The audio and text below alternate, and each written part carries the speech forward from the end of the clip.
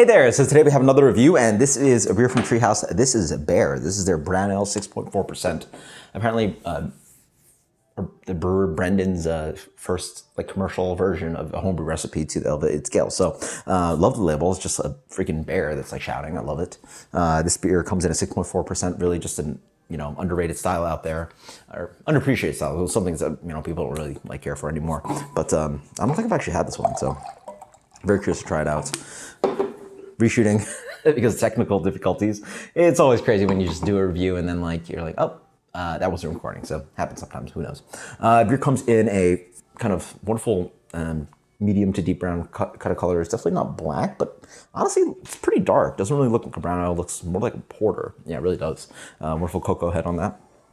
Under the nose, man, I get a lot of chocolate on this one. So one of the crazy things to realize is that look up BJCP and you can try examples like Cigar City Maduro, which is their take on brown ale. Brown ale does have a little bit of roast to it. So this is one where I feel it's like style blending, where on the nose, it's very chocolatey. It has just a rich note that almost tells you porter. So it's like maybe playing in that brown ale game and porter game, because also this is elevated IPA, 6.4%. I think BJCP wise is a little high for American brown ale. But here it's chocolate, coffee, not all the way too intense. So you get also that kind of nice bite of toasted bread, graham cracker, not cinnamon qualities, but sort of like a toasted cracker in that range of a biscuit. So like a toasted, sweeter biscuit. But for sure, that little bit of hit of roast. Cheers. And dark fruit too.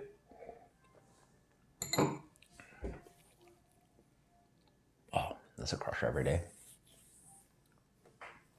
Yeah, that's 6.4%. This is super drinkable, sort of an everyday kind of beer, but it's also at IPA range. It's got just malts, and it's just it's the nose. It's light, kind of like if they could make a coffee wafer, a chocolate wafer, and play with that with a little bit of toasted pumpernickel, kind of rich bready note. There's definitely an espresso kind of lingering, not espresso, Folgers coffee kind of bitterness on the back end. A little bit of caramel, a little bit of dark fruit. Oh man, it's a little bit of singing of not quite raisin, but hints of dried date driving in there.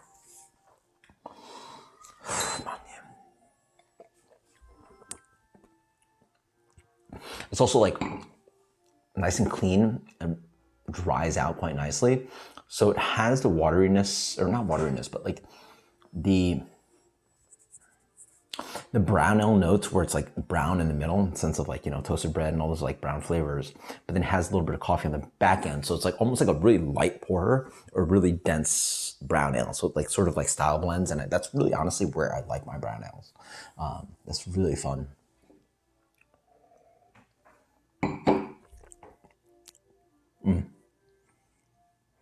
It's just this really wonderful kind of toasty dessert note. It's the burnt ends of your a waffle or a crepe or something, where it's got that lightly almost a pizza, where it has that just slightly burnt edge to it, and it's crispy brown, but then the coffee comes in the soft and sweet, and then the little bit of sugary sweetness of that kind of cocoa dusting, and man, it's just it moves on you. It's so fun. It's a little bit dark fruit, but it's still brown ale-ish, but then it finishes a little bit bitter from the coffee. That's just so fun. This is just one of these 4-ingredient beers that just does everything so well. Who needs adjuncts? Who needs barrel aging? Who needs it's one of those beers that just revel in why do you need 5 pounds of hops when you can make a beer like this, right? 5 pounds per barrel of hops. It's just one of those it just moves in at just really beautiful tight place, and love it. This beer for me is world class. I think it's just one of those beers you just want all the time. I think go back to malt. 2020 is maybe the lager resurgence or renaissance, or not renaissance, but resurgence, and people still drinking hazies, but let's go back to malt, 5-6% malt, why not, 97, absolutely fantastic. This is world class. I absolutely love it. Hill Farm St. George, absolutely fantastic brown ale.